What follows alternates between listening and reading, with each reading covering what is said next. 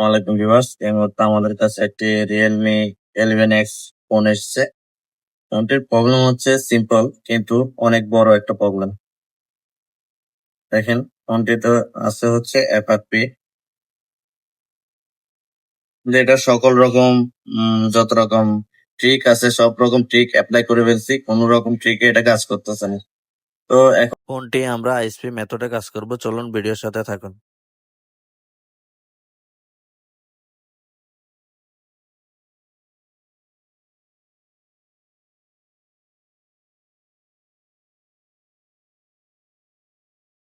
আসসালামু আলাইকুম, এই মুহূর্তে আমাদের রিয়েলমি 11X ফোনটি, যেটা FRP লক ছিল,